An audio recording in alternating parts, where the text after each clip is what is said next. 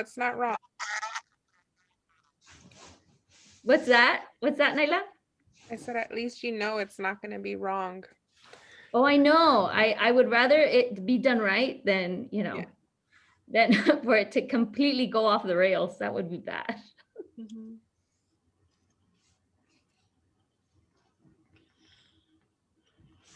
I have 6:58.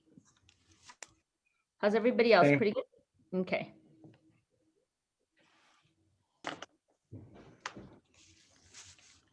So at this point, when it says you're now being recorded, careful what you say. Last week, I was like, oh, my hands are starting to sweat waiting. And my sister was cracking up. She got back to me. She says, sister, I was laughing at you because you were saying your hands were sweating. Oh, Lord. I was like, you got to love social media, man. You don't get away with anything. Oh, yeah.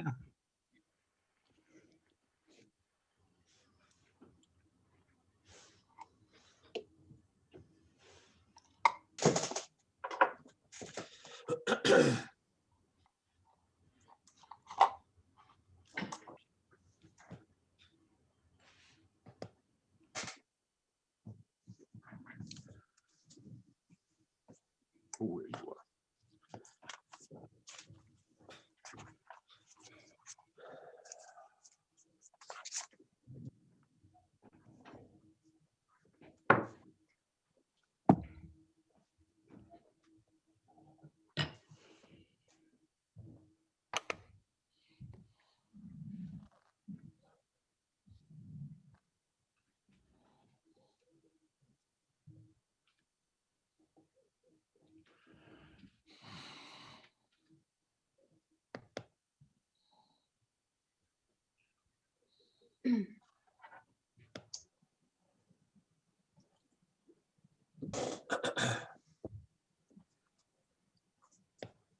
Okay, I'm going to be calling the meeting to order.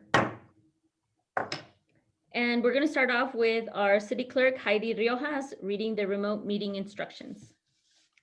Pursuant to Governor Inslee's emergency proclamation regarding suspending certain provisions of the Open Public Meetings Act during the COVID-19 outbreak, the Toppenish City Council will not accept in-person public comments.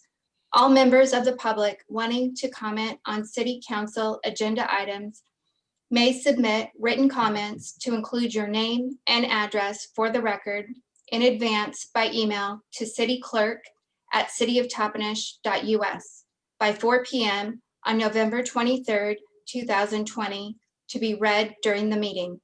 Call-in information for listen-only mode is 253-215-8782, meeting ID 873-9942-1189, passcode 568701. Email the city clerk at cityoftoppenish.us or call 509-865-6754 with questions.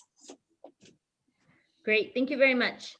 Please stand for the Pledge of Allegiance.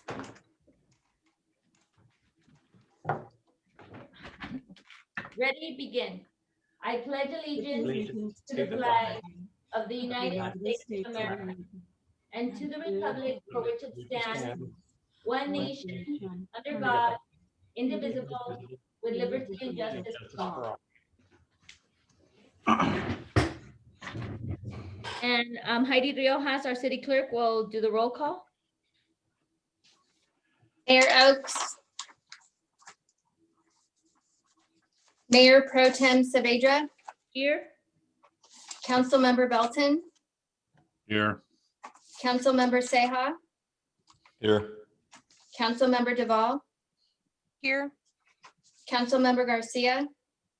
Here. Councilmember Jimenez. Present. Let the record show we do have a quorum and Mayor Oakes is absent.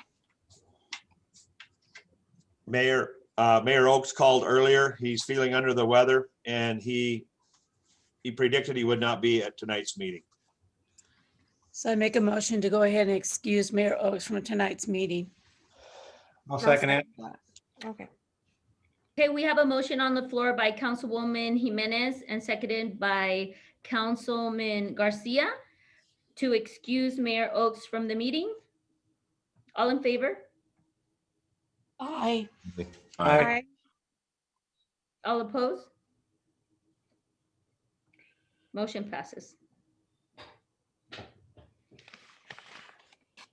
And I will entertain a motion to approve the agenda for tonight.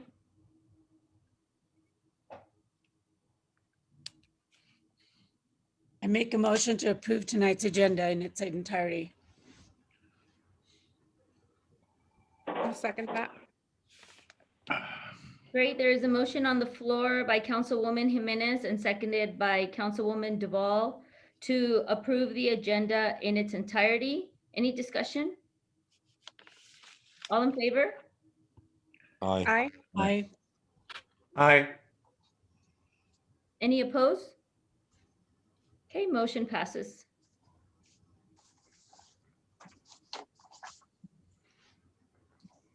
We are going to go ahead and move to the consent agenda. All matters on the consent agenda have been provided to each council member for review and are considered to be routine or have been previously discussed and will be adopted by one motion and vote without discussion.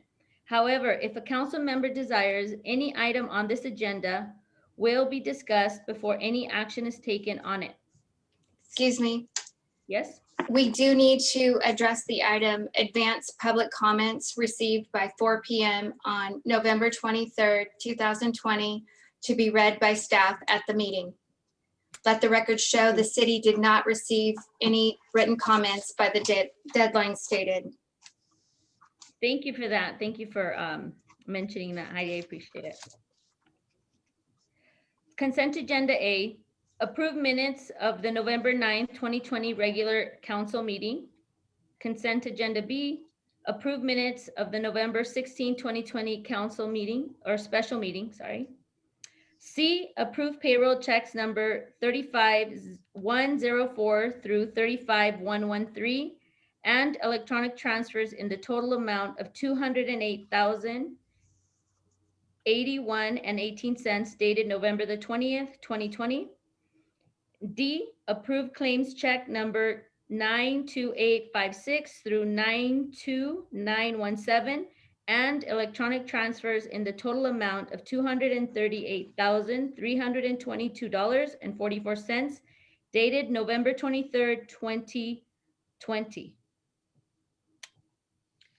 I will entertain a motion.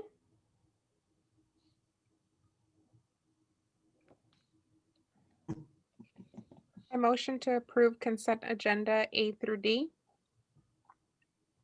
There is a motion. Can I hear a second? I'll second that. Great. We have a motion on the floor by Councilwoman Duvall and seconded by Councilmember Garcia. Garcia. Garcia. Thank you. Any discussion? I was gonna say Councilman George. No discussion? All in favor? Aye. Aye. Any opposed? Motion passes. We're gonna go ahead and move on to the public hearings and Heidi Riojas. All members of the public wanting to express their opinions to comment during the public hearings may submit written comments to include your name and address for the record in advance by email to cityclerk@cityoftopenish.us by 4 PM on November 23rd, 2020, to be read by staff during the public hearings. Call-in information for listen-only mode is 253-215-8782, meeting ID 873-9942-1189, passcode 568701. Email cityclerk@cityoftopenish.us or call 509-865-6754 with questions. Great. I'm gonna go ahead and open the public hearing at 7:07.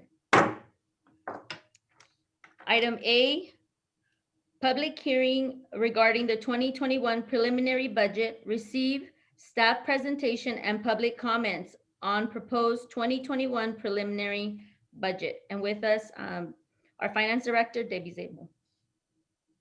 Good evening, Mayor Pro Tem and Council. Tonight we'll be having 2 of our 3 required public hearings for the budget process. And although it may not feel like it to you, it has gone by pretty quickly for being a short budget cycle that we've had.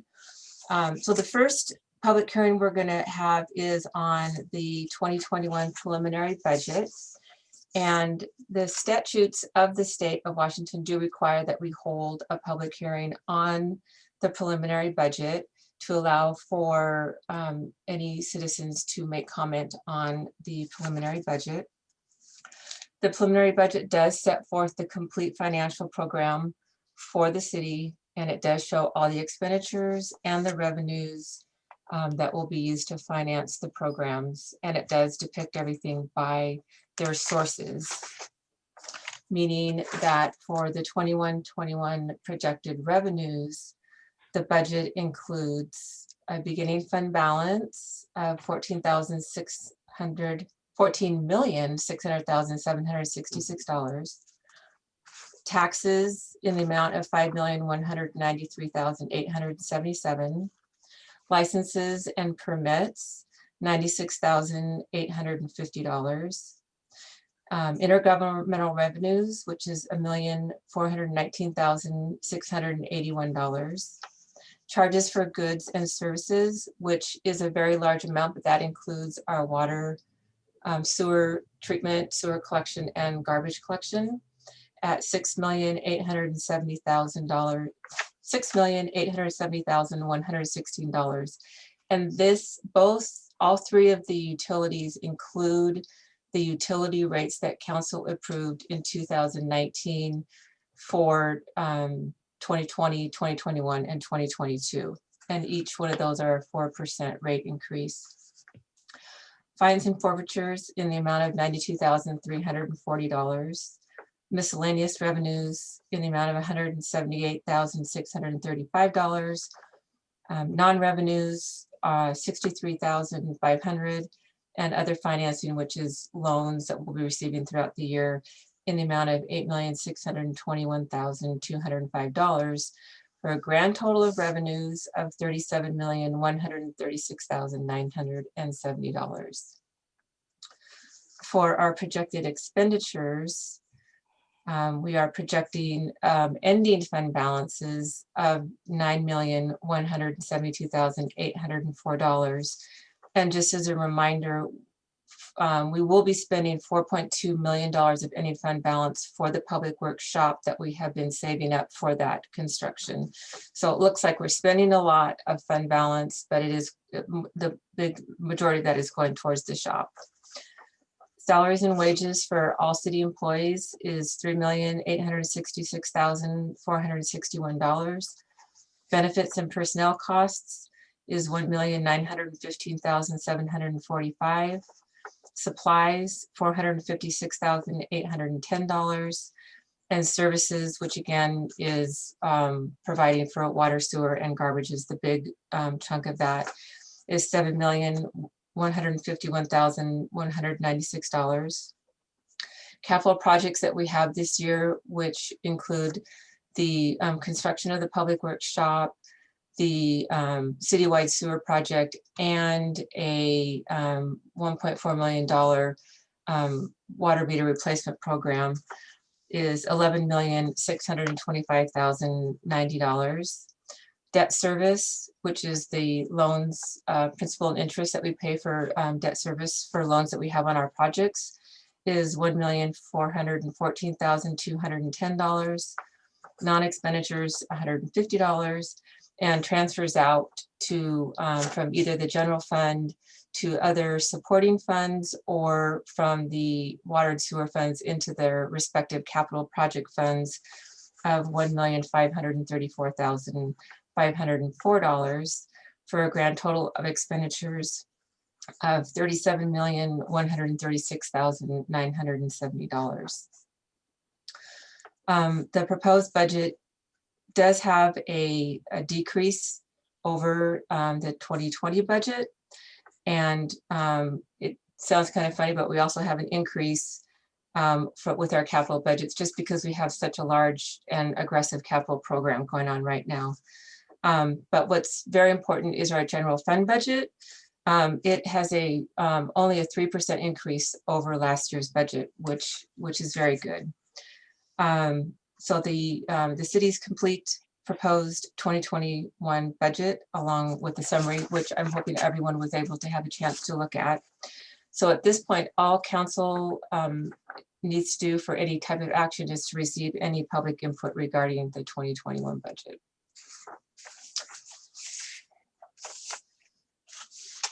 Great.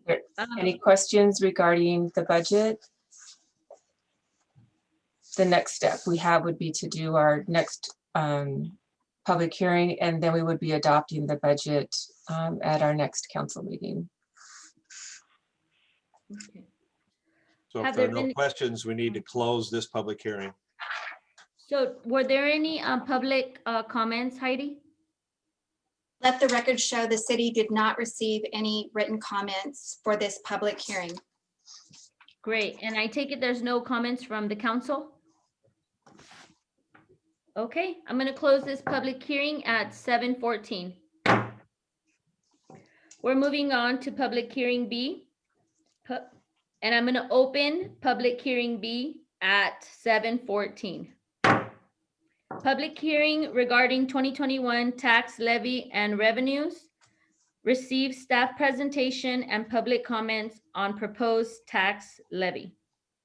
And Lance, are you speaking or is Debbie speaking? We will defer to the Administrative Services Director, Debbie Zabel. Thank you.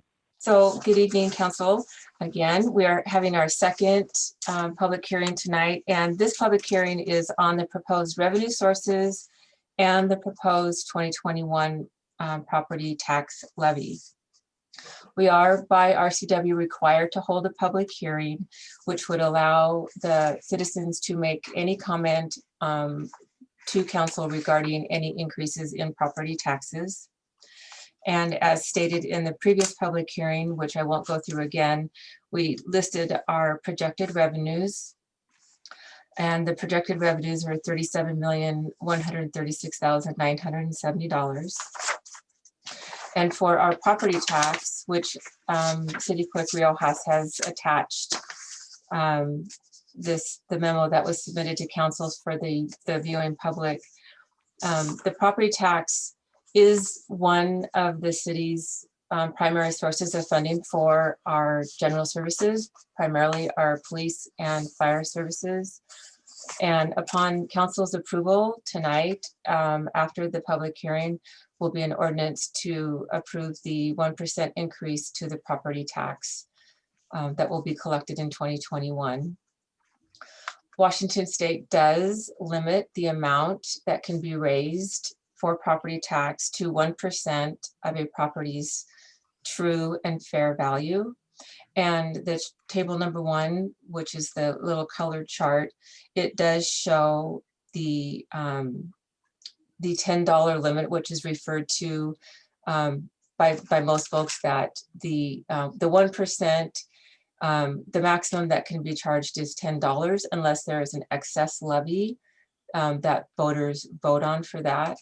And so the $10 is split up between the state, local governments, and other smaller taxing jurisdictions. Table 2 shows what the actual taxes were on properties in the specific dollar amount valuations of 75,000, 100,000, 125,000, 150, and 175. And the last year's levy rate was $2.72. And with that, of a $75,000 home, the city received $3.81. And then you can see below that all the other items that property owners are taxed on with their property tax.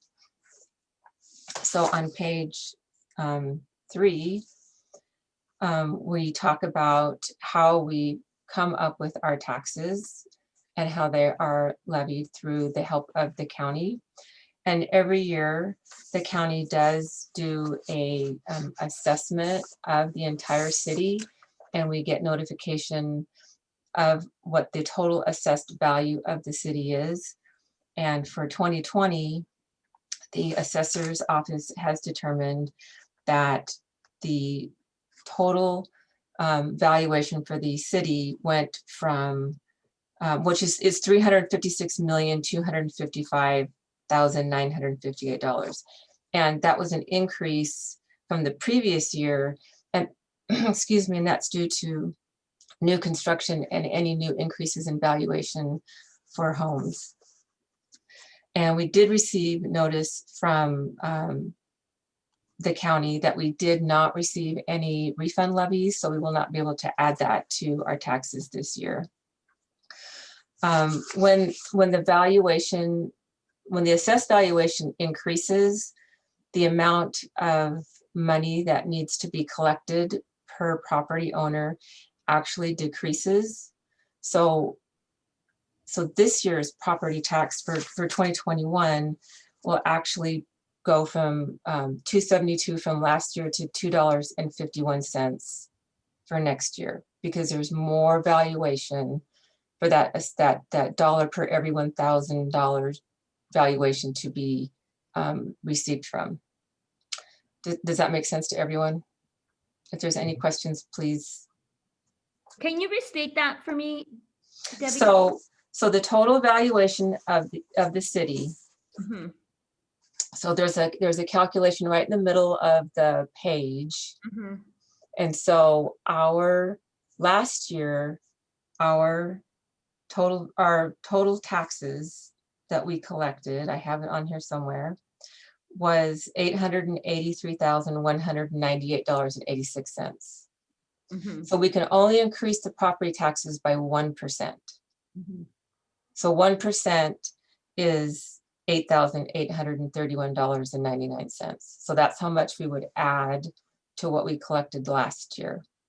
So that 800, and this year, 895,212, which is last year's 883 plus next year's 8,800, is going to be divided amongst the brand new assessment of 356 million.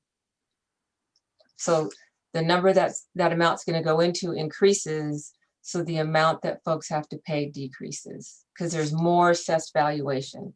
If our assessed valuation were to go down, then the people's individual tax levy rate would go up, because that would mean we didn't have enough money to collect from, because their valuations were going down. Right. Okay. Okay, thank you. So Debbie, what I hear you say is our property that we've been paying Mhm. went up. Therefore, the city will collect less because our property is valued at more. Almost. So if your house valuation went up $50,000. So if it was $100,000 and you paid 1% for property tax, that would be $100. Is that right? Or $10? Anyways, but then if your valuation goes up, then you have that same $100 is, oh, how am I going to say this? That same $100 is going to be less because your valuation is 150,000, not 100,000. Mhm. But so technically, then the increase wouldn't be shown until the following year. Is that correct? On next So year's then- taxes, when you get your Right. tax statement next year, the city's tax rate is going to go down from the Mhm. 272 to $2.51 per 1,000 valuation. Yeah. But later on, it should get applied to the 150,000, the new rate, right? Or the new value of the home. Right, so the city will collect $895,212, Mhm. but it will be, each taxpayer will pay less money for the city's taxes. So on table 3, it does show the $2.51 and how that is multiplied and assessed against a $75,000 valuation home, which will go from $203.81 last year to $188.46 this year. Mhm. Okay. It's good to know it's going to go down. It is going to go down. Thank you. Do we have any further questions? Heidi, do we have any comments from the public? Let the record show the city did not receive any written comments by the stated deadline. In that case, I'm going to close the public meeting at 7:23.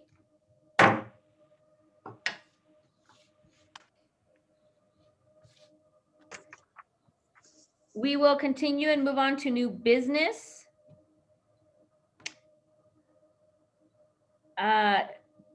New business A. AB 20-055 ordinance 2020-13 ad valorem taxes for the fiscal year ending December 31st, 2021.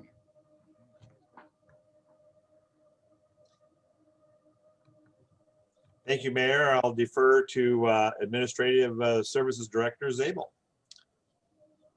So thank you, council. As we heard in the 2 public hearings that we had, the projected property tax increase with the 1% is $8,831.99, which brings the property tax to be collected for 2021 to $895,212.40. It does also allow for any new construction improvements that would happen throughout the year. And at this time, it's $3,181 that would be added to that. And staff recommends that council adopt ordinance 2013 authorizing the increase of the 2021 property tax by 1%. Are there any questions? No. So the money for this goes towards like capital projects, No, this is all general fund money. general fund money. General fund money, yep. Okay.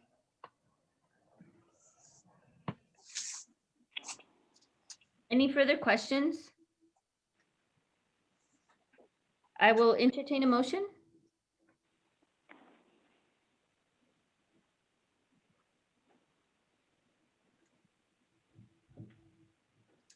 So then I move to adopt ordinance 2020-13, authorizing the monies raised by ad valorem taxes to finance the municipal operations of the city to be raised by 1%.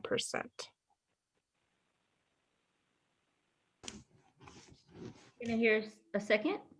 Second.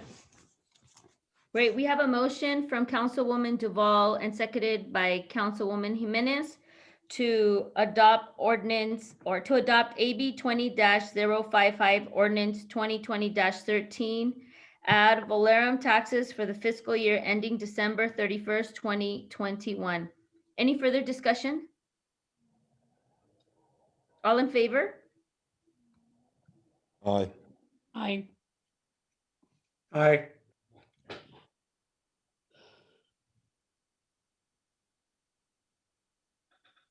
Any opposed? Motion passes.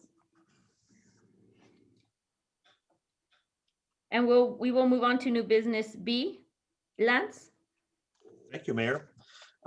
Before you, you have resolution 2020-55 related to the City of Toppenish Shoreline Master Program, which is a set of local land use policies and regulations that guide development and use on the city shorelines.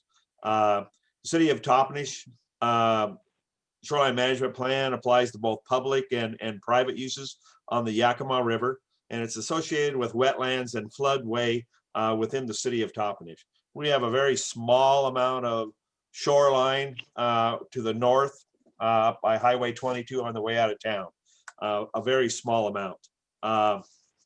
So every 8 years, we're required to update our shoreline management plan in our review. And this year, it's to be completed no later than June 30th, 2021.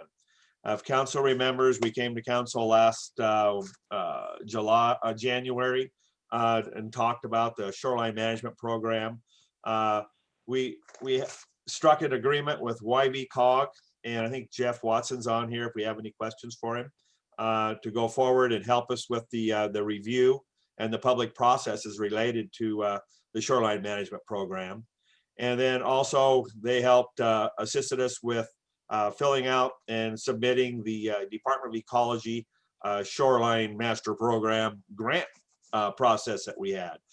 We were successful in the ecology grant process and received $16,800, and we approved that agreement or that contract with ecology back in August, I think, or September, right at that time zone.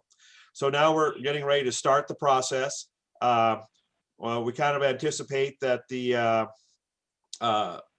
bring amendments and any filings that we need to do to the Planning Commission. We plan to do at that time, we'll probably do that in late winter, early spring of 2020. The Planning Commission will hold a public hearing on the proposal before making a recommendation to City Council. City Council will then accept that recommendation or hold a public hearing of their own, and those are options but not required. We'll probably bring that the Planning Commission's final recommendation to council for approval in May of 2020, prior to the June 30th deadline. Financial impact to the city, basically none, because we got a $16,800 grant from Department of Ecology to cover those costs. We have an agreement with YV-COG to complete and comply with the process.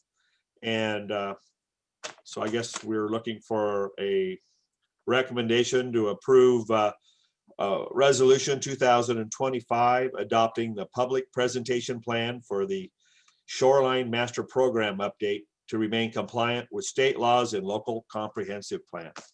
And if we have any questions, Jeff Watson, I think, is on here somewhere. Oh, no, Lynn Dietrich is. So there we are. So I don't have a question, but this is more like for the viewing public, and that is, this isn't something we want to do because we don't really have a shoreline. This is state requirements or mandates, and we're lucky this year that we have a grant, so it's not coming out of our coffers this year. So good thing for us, and if that's what the state wants, we'll go ahead and do it because it's their money. Right. So And you have anything to it's an 8-year requirement for renewal, and it keeps us in compliance with growth management and our comprehensive plan updates. We have many comprehensive plans that we continually update. So, Lynn, is there anything that needs to be added to that? No, I think just clarification that this is the public participation element of that shoreline master plan update. And so every jurisdiction, every city, every county has to have a public participation plan. But because of COVID, it's going to be a little more unique, probably not face to face. So we'll do the best we can to get through this and meet the intent and the RCWs and the WACs of Washington to be compliant. Thank you. Any further discussion? If not, I will entertain a motion to adopt AB 20-056, Resolution 2020-55, Plan for Public Participation for the updates to the Shoreline Master Plan. So moved. second? Point of order, I think it's 2020-56. Sorry, yes, AB 2020-056. But it is resolution 2020-55 that we're voting on. Yes, yes. So, and I move to approve resolution 2020-55. I Yes. second that one. Okay, sorry about Oh. that. Yep. So we have a motion on the floor by Council Member Belton and seconded by Councilwoman Jimenez to adopt Resolution 2020-55, Plan for Public Participation for the Updates to the Shoreline Master Plan. All in favor? Aye. Aye. Aye.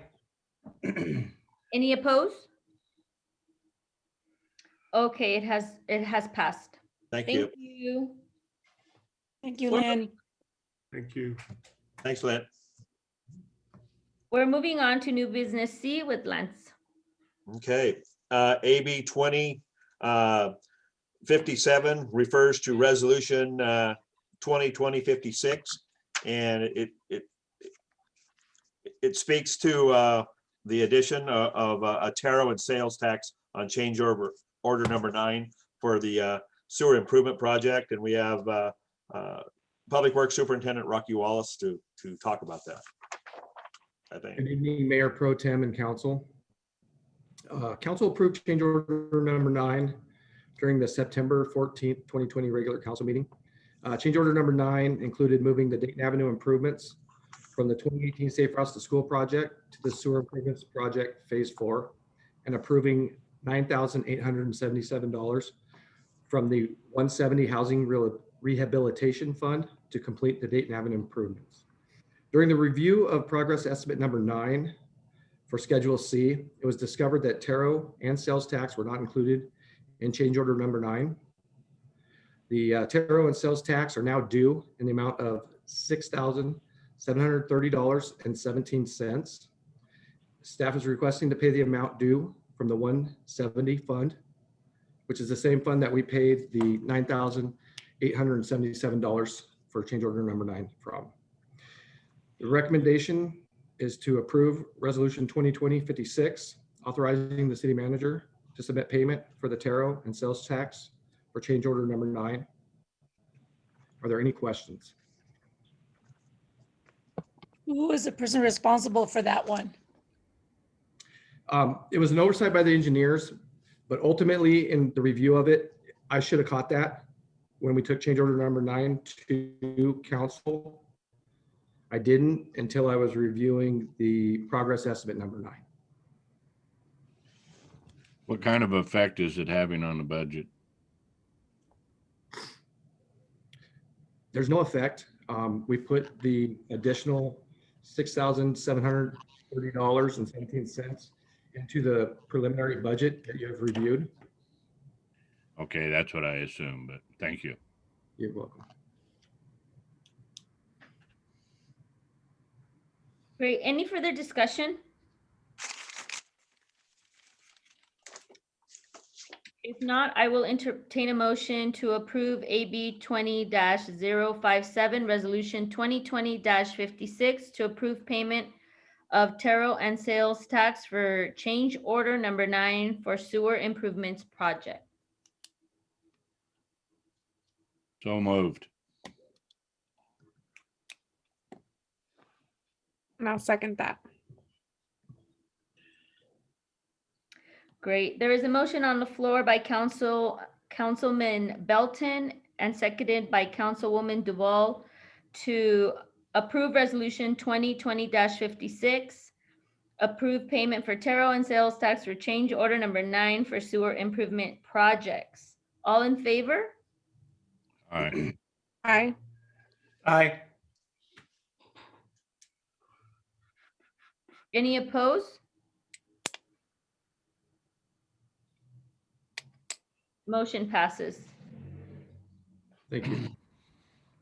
And we'll move on to D of new business, Lance. Thank you. This is item number D, refers to the utility customer relief grant program that we asked council about at the last meeting. The city of Toppenish had approximately $20,000 of CARES Act money remaining. And so we asked council, and with council's approval, we put it into an account to pay off delinquent utility bills. So I believe Marley Bethune, our accounting manager, is on the line also. Oh, there she is. Good evening, guys. So as you guys know, we had about 124 accounts that have been delinquent from March 1st through September 30th. So on November 17th, about midday, we were able to get out all of the applications to all of those customers affected.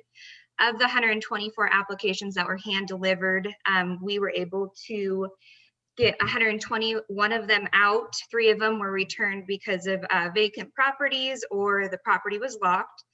And the applications were due by 5 p.m. on November 20th. Of the applications that we received, there was a total of 21 that came back with all of the requested documentation. So it was either a 2019 tax return or a printout from the Employment Security Department showing that they were currently unemployed. The total amount for that 21 applications that we received was $12,406.60. I know you guys had some difficulty reviewing the spreadsheet that Lance had sent out to you, so I can share my screen if you guys would like to go over that Excel spreadsheet, if that would be easier for you.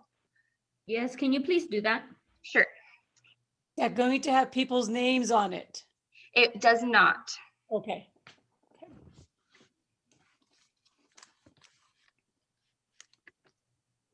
So this is the utility grant relief application spreadsheet that I created. The applications that we received were broken up into 3 separate categories. So category 1 here is this yellow, and it's going to be the applications that we received with the correct documentation, whether that was a 2019 tax return or a printout from Employment Security Department.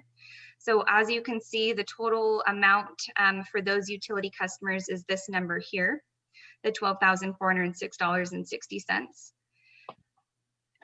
The second category that I have on the spreadsheet, one second here.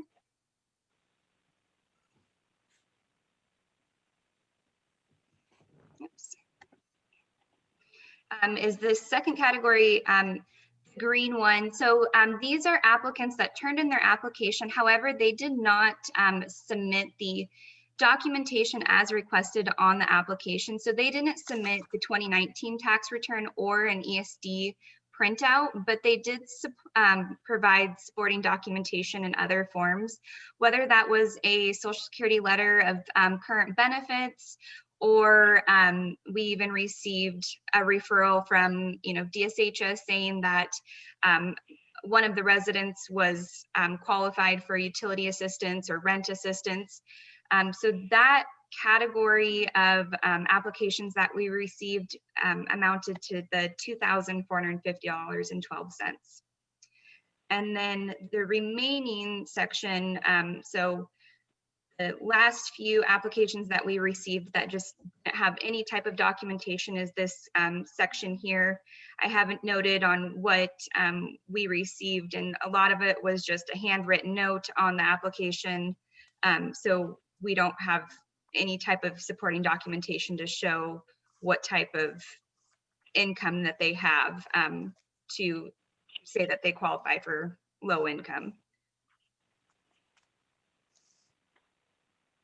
Well, I understand that the green part, though they did submit something, it does look like it's pretty legit to me. I mean, it was coming Yes. from Washington State. So to me, the green would be included with the yellow, or whatever that was above.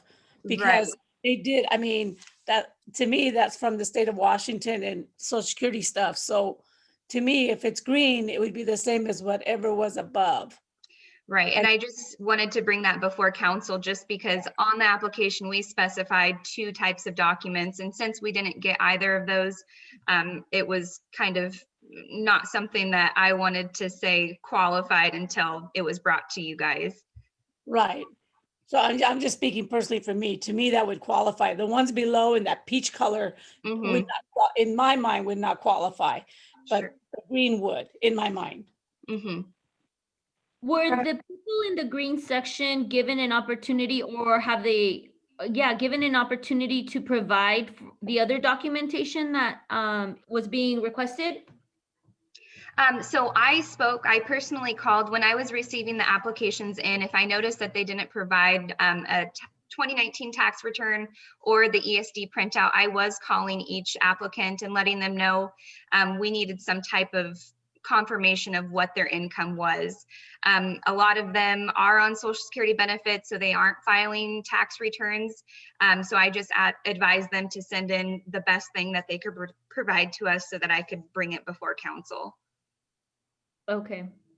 And the people in the green are needing to be approved for the funding? Is that what you're saying? Yeah, I mean, that would be what we would suggest, that they get approved, because they do have some type of documentation, but it just wasn't the specific documentation that we requested. Okay. So to recap, staff's recommendation is to accept the yellow for group of 21 residents that applicated for a total of $12,406.60, and the green, which was the second group of 6, for $2,450.12 for a grand total of $14,856.72, and not approve the red or the 7 that didn't turn in the appropriate documentation. We have to have the appropriate documentation for qualification to the auditor that we dispense these funds in a true and faithful manner.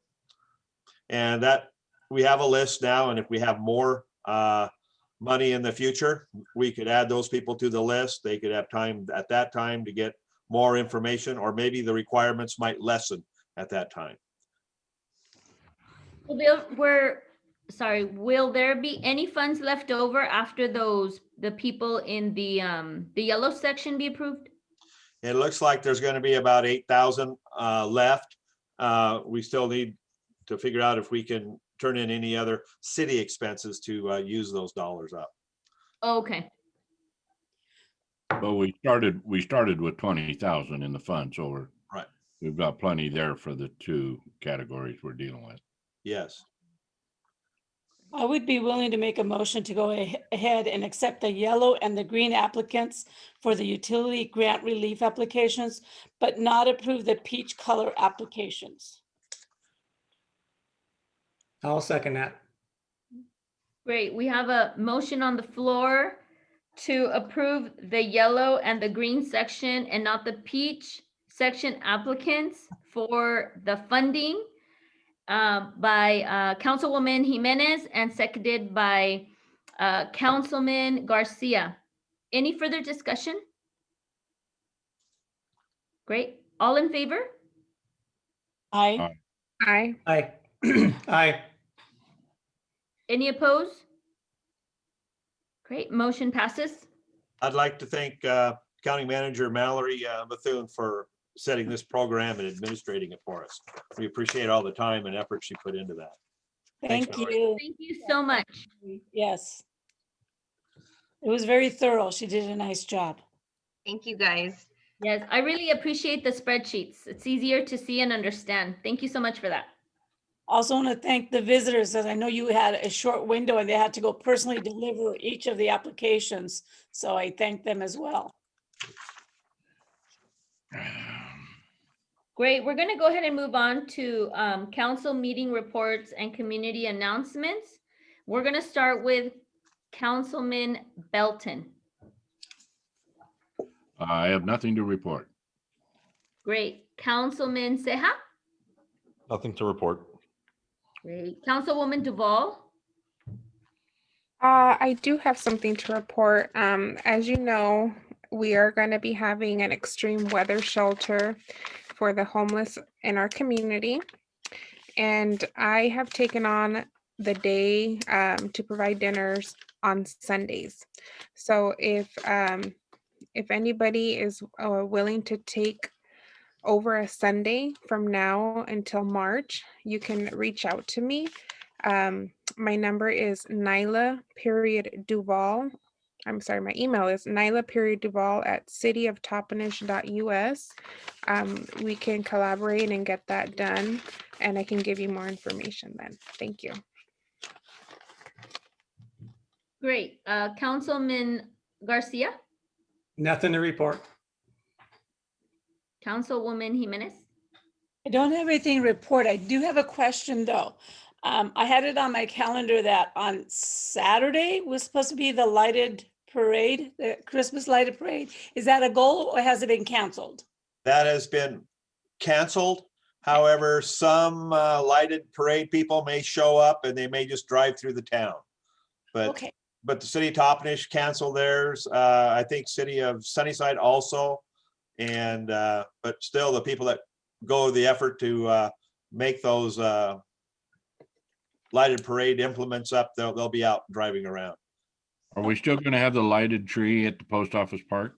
Yes, Public Works is out this week getting the Christmas ornament, or excuse me, the seasonal banners, our lighted Christmas displays are up and working. They'll be out there making sure all the bulbs work for the next couple days. And the tree will also be lit and come on a timer. Great, thank you. Oh, thanks Public Works for doing that. It's a lot of lights to fix. Yeah. Yes. that's all I have. Those are my questions. Thank you. Thank you, Clara. Awesome. Yes, I was driving by as I was coming to City Hall today and saw the Christmas lights displays. I just love to see that. It puts a smile on my face, and I really do hope they come through the Christmas parade. People come through. I love to see that big Coke truck and just come through. The kids love it. So I get so excited when I see that, and I think it's just a nice way to remind people that although we're going through some difficult times as a community, there is still, you can still find things to smile about and to just remember of all your blessings and, you know, everything good in your life. So not focusing so much on all the terrible stuff going on, but that's all that I have to say about that. Yeah. We are going to move on to the city manager's report. Oh, thank you, Mayor and Council. I'd like to give an update on the extreme weather shelter. I visited with Mike Kay, the director of Camp Hope today, to get the best update I could get from him. The shelter is planned to open the first week of December. Thank Yakima Valley Farm Workers for donating that extreme weather shelter building again this year. Last year, they gave the shelter half the building. This year, they're giving the full building. They've got to move some stuff out of there that's in storage, and then it'll be available. That will help with compliance for the bed spacing for the COVID issues that they have. The plan is to have approximately 50 beds. I think that's how many they had last year. They'll have 4 to 5 in certain spots for isolation if they would have a COVID concern. The building will comply as they did last year with all the issues. That's part of the issue. They have to get rid of all the stuff that's in storage, put the beds in, and create a barrier between the beds. So it's some type of a PVC and shower curtain like places there to stop any droplets that might happen. And as Council Member Duval shared that Sunrise Outreach Pastor Dave Hansen has organized the meal schedule for the season. Yakima County has contributed $40,000 for the operation of the camp. Camp Hope is picking up another $3,500 monthly for their liability insurance that needs to happen. Janice Howe from Yakima Nation is supposed to visit with Yakima Nation Tribal Council the first part of this week. Hopefully they can help with some financial support. Camp Hope is hired and is training staff to man the shelter. They're trying to also use train people from the Yakima Nation Village of Hope that ran last year, and they're training them now on the Camp Hope rules. Let's see, Camp Hope was in town this last weekend and supplied homeless meals to approximately 109 people in Toppenish and 23 in Wapato. Noah's Ark is presently closed, and it's in the progress of some building modifications, and hopefully it'll reopen sooner than later, pretty quick. So that's kind of the update on the extreme weather shelter. Supposed to start the first week of December, if I didn't say that. They're hoping for a 24-hour shelter, but they've got a 12-hour shelter pretty much organized at this time. So, and let's see, going to give a CARES update. We had CARES Act number 1 and 2, small business distribution update. We had 37 businesses out of our 89 businesses that received assistance up between $10,000 and down to $1,000, depending on what they had other CARES money they had received or requested. So most of those checks are already out, and Yakima County Development Association has a deadline just like we had. They need to get all those checks out by the 30th. So if you haven't got your CARES Act distribution grant for small businesses, please contact them soon so you can get your agreement done and in. Let's see, Yakima County Commissioners tomorrow will be contemplating backfilling. They have some CARES money that they're going to be unable to get all the way dispersed by the deadline. They're contemplating backfilling these small city relief programs. So remember, we had 89 qualified businesses. We're helping about 37. So there's about 50 in there that need some assistance still. They may be able to come in and help assist those businesses also. They're going to prioritize businesses that are brick and mortar, that have actual business buildings first, and then they'll, if the money is still there, they may go back and do in-home businesses second. They want to help those businesses that have rent, lease, or mortgage or insurance on that building as an extra. They plan on picking up all the small businesses that didn't get help in all the cities in the valley, and not only Toppenish, but Sunnyside, Grandview, and like that. We should find out about that tomorrow. So that's about all I know about COVID right now. I shared that Public Works is getting the banners and the lighted decorations up. The Christmas tree will be on photo eye. I'd like to talk a little bit about city employment vacancies. There's a deputy city clerk position open. It closes Monday, the 30th. That position is responsible for performing technical, legal, administrative duties in managing the city's official records, fulfilling public records requests, and providing high-level confidential support to department directors. So if you qualify and you're interested in the deputy clerk position, please get your application into City Hall by close of business on Monday, November 30th. That's 5 p.m. We did have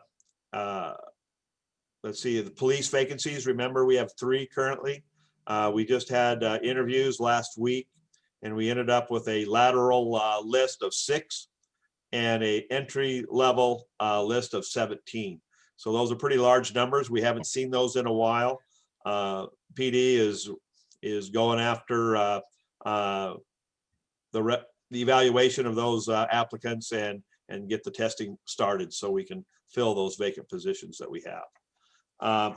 Today, I think Mayor Pro Tem Elpidio was on the line. There was a COVID-19 press conference given by Joe Brusick, the Yakima County prosecutor, and Yakima County commissioners. And basically what they were voicing is their frustration and their concern over the latest 4-week closure by the governor. And so basically Yakima County prosecutor Brusick explained that the governor has those rights to do that and to levy those out as he sees fit in regards to I think it's RCW 4306.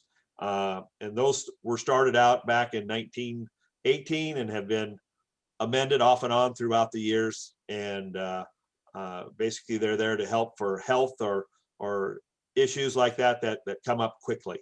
We're hoping that There's also a letter circulating by the commissioners for support to ask, basically to share with Governor Inslee our displeasure in another 4-week closure, shutdown of our small businesses and gyms. We figured that as a group that Yakima County, if you remember, was one of the worst counties in the United States. Then we took on the masking program, the testing program, and the social distancing program, and we were able to get ourselves moved up to be one of the safest counties in Washington State. And we got moved up to level 1.5. I don't think we ever got to level 2, but we were right in that zone. So they're looking for mayors to sign on to this letter to express as a sign of unity for Yakima County to be looked at closely and to be evaluated on the Yakima County merit rather than merits of all the counties in the state of Washington. So maybe we can get our businesses open sooner than later and give us an opportunity to progress higher up those COVID layers that we have. So more information as that matures. If you have any questions, please give me a call and we can discuss that. And that's about all I have tonight. So thank you. Lance, would you be able to next meeting give us an update on the police chief position? Yes. Thank you.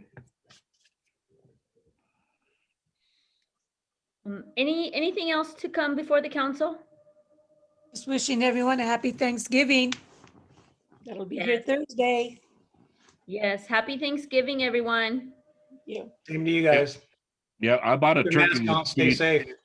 I bought a turkey that'll feed more than 6 people. Are they going to arrest me? Not unless you eat it all. Yeah. Okay. I'm sorry. We're just getting I have ready the for same problem. winter. That extra weight. Yeah. It's okay. Yeah. Be Okay, safe, thank- everyone. And before we adjourn, I would like to thank Administrative Services Director Debbie Zabel and her finance staff and all the department heads for the budget process to date. Everyone